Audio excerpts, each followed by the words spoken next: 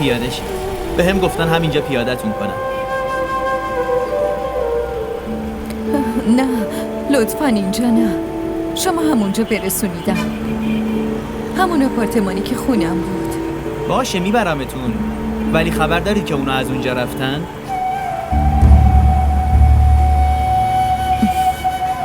بازم همونجا برسونیدم. باشه خانم، میبرمتون اونجا.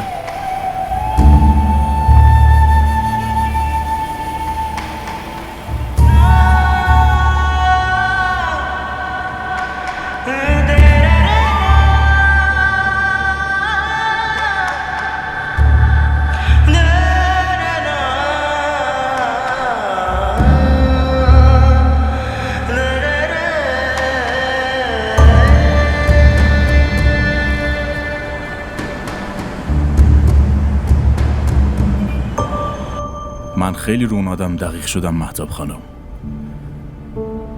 وقتی می اومد اینجا رنگش می پرید، این پا اون پا می کرد. وقتی که می خندید هر کی می دیدش گریش می گرفت. کاملا از چهرش مشخص بود که زنش داره اذیتش می کنه. با این حال می خواست جلوشو بگیره و زندگیشو نجات بده. حالا یا به خاطر بچهش یا از روی علاقه.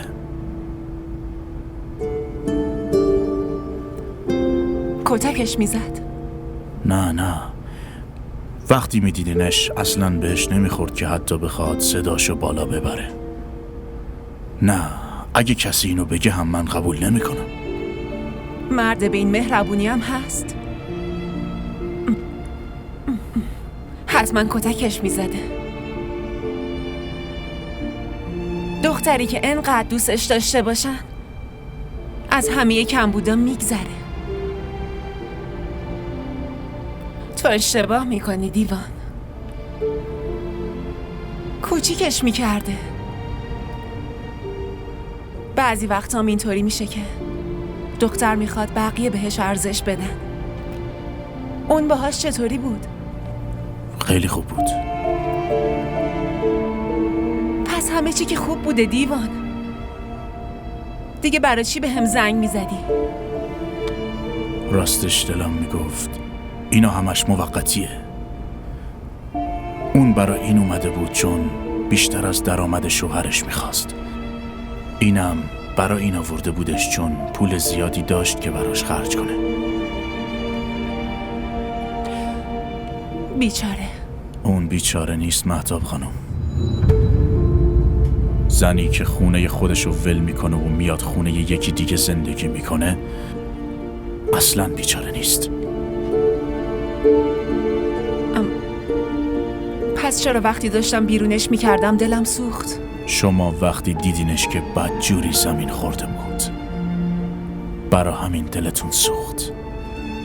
ولی وقتی من دیدمش اون روی ابرا بود، جوری که حتی به زمینم نگاه نمی کرد خانم.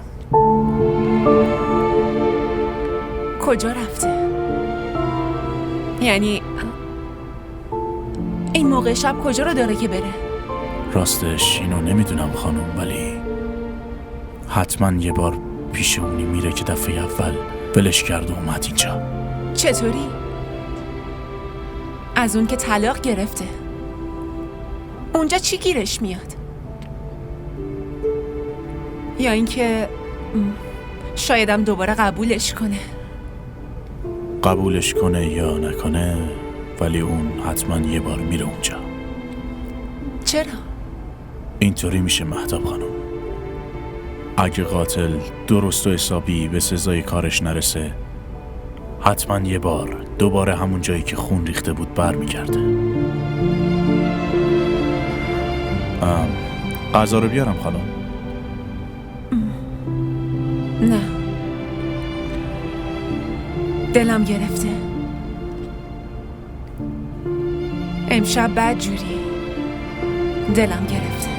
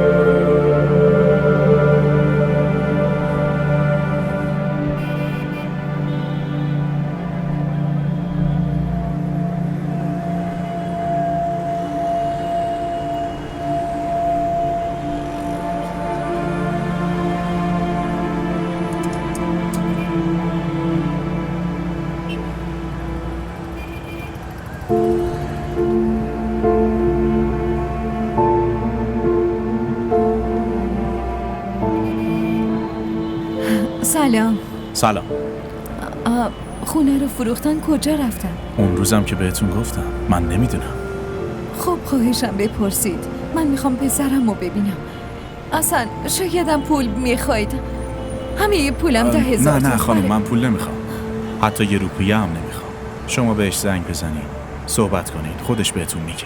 من اگه بفهمم هم چیزی نمیگم. شما هم دیگه برید خانم.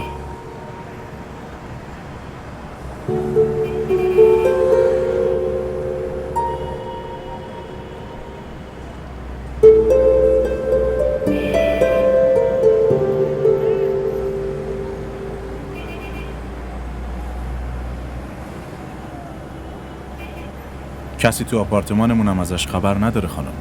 همه فکر میکنن شما انتقالی گرفتین و رفتین یه شهر دیگه، آقام اومده پیشتون. برای همین برید دیگه خانم. قضیه مخفی بمونه بهتره. لطفاً زودتر برید دیگه خانم. خدا براتون خیر بخواد. बड़े कम नजर थे, गुनाहगार थे हम, मगर तेरे दिल को लुभाते रहे हैं.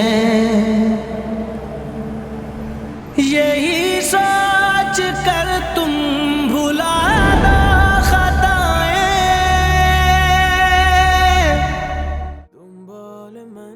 همراه ما باشید و فراموش نکنید که سابسکرایب کنید تا بهترین سریال ها را با دوبله فارسی از تلویزیون دیدی تیوی تماشا کنید.